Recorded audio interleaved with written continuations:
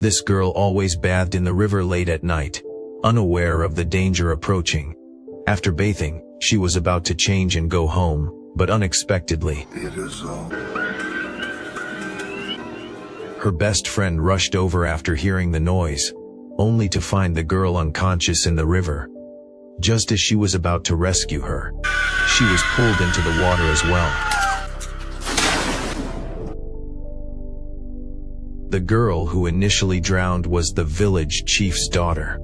As she lay dying, she asked her father that the village's pot-lid head, a nickname, possibly for an undertaker or similar, should watch over her spirit. The girl who initially drowned was the village chief's daughter. As she lay dying, she asked her father that the village's pot-lid head should watch over her spirit. Though the father didn't understand his daughter's intentions, he still agreed. Her best friend Xiami became delirious from the shock. After the funeral, the village chief, following his daughter's wishes, paid 300 yuan to have the pot-lid head watch over his daughter's spirit for 3 days. He held a crucifix and recited the Bible, appearing flustered but actually showing no fear. Because this guy had a bad idea, he slowly reached out to the deceased girl with indecent intentions. But the next moment, accompanied by a strange gust of wind, the candle suddenly went out, and the body disappeared. He slowly turned his head. Oh my! The pale-faced girl appeared behind him. He retreated in fright, leaning on the coffin, already incontinent. The deceased girl raised her hands, showing off her cheap nail art, seemingly showing off to him. Weren't you trying to take advantage? Come on! Suddenly, countless vines spread from the deceased girl's body, instantly wrapping around the man's arms. Fortunately, the deceased girl seemed to have poor eyesight. That was terrifying. The pot-lid head took the opportunity to break free, crawled under the table, picked up the crucifix and tried to resist, but to no avail.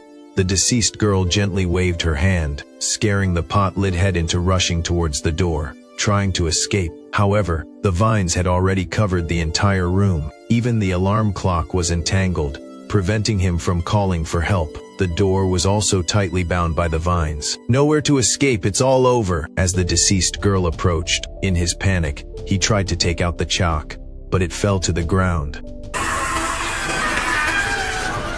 The deceased girl climbed onto the ceiling like a gecko, about to pounce. The pot-lid head quickly drew a protective circle on the ground. It worked.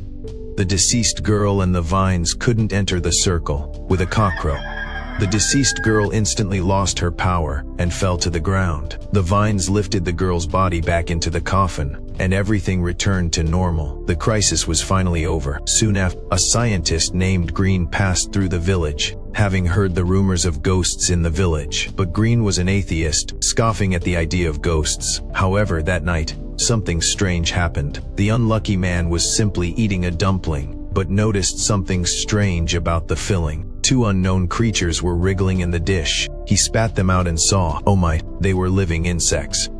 They made a sizzling sound, which was chilling. He thought he was seeing things, but upon closer inspection, the villagers at his table began to mutate. What's going on? The old man across from him grew 2 fins. In an instant, everyone at the table turned into half-human, half-beast creatures, with ferocious faces, as if they were about to devour him alive. Seeing an insect about to attack, Green sensed danger and swatted it away. Then, the monsters climbed onto the table, and countless insects slowly approached him.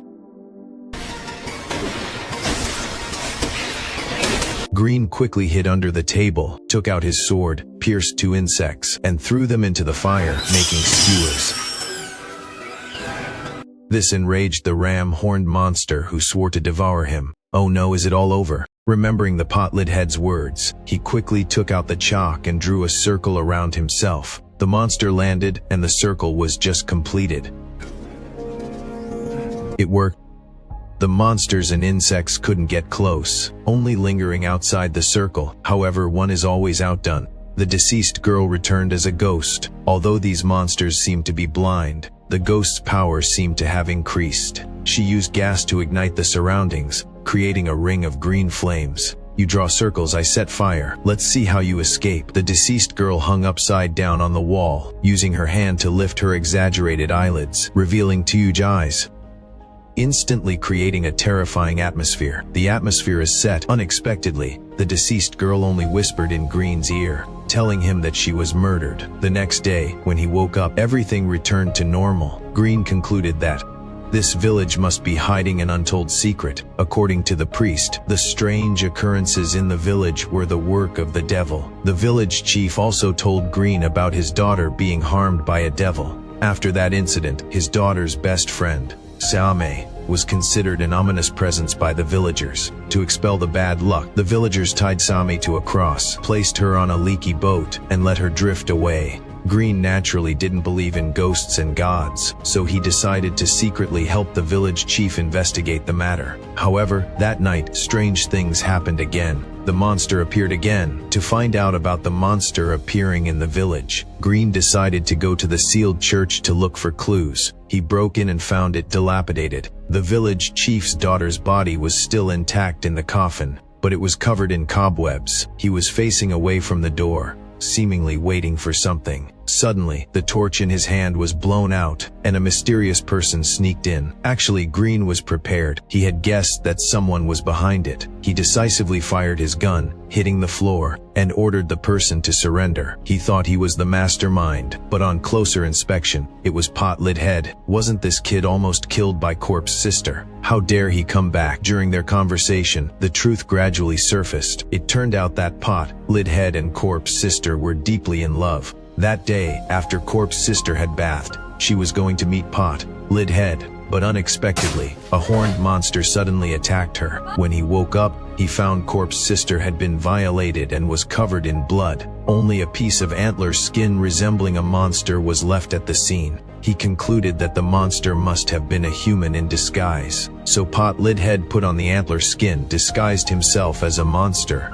and roamed around the village, trying to find out who killed Corp's sister. And Corp's sister's best friend, to save her life, pretended to be crazy during the day, and secretly delivered food to Pot Lidhead at night. After many days of investigation, he finally found out that it was the village priest who killed Corp's sister. It turned out that the priest had long harbored evil intentions towards the village chief's daughter, but Corp's sister was only in love with Pot Lidhead. That night, it was the priest who defiled Corp's sister. However, he lacked evidence, and he couldn't avenge her. The reason was that the ignorant villagers believed the priest's story about the devil's mischief. But what he didn't know was that the priest was using a trick similar to a movie. He used projections to create the illusion of a devil, thereby misleading people and covering up his own crimes. That's how the monster scene at the beginning was created. He knew that these monsters couldn't harm him, so he was never intimidated by the priest's tricks. Green uncovered the priest's crimes, and now he had another companion. At that moment, the priest suddenly attacked from behind, knocking Green unconscious with a stick. It turned out that when Pot Lidhead was keeping vigil that day, it was the priest who knocked him unconscious, and then created the illusion of a female ghost's resurrection. Green also drank his fake wine and had hallucinations. Just as the priest was about to kill him to silence him, even the Jesus statue couldn't stand his wickedness. The rope snapped with a crack, and the statue crashed down on the priest. Thus, the evil priest received his due punishment. At the end of the story, the scientist Green revealed the truth to everyone, and transformed the priest's trickery device into a children's cartoon projector. The film warns us ignorance is indeed terrible, but even more terrible is a twisted human heart.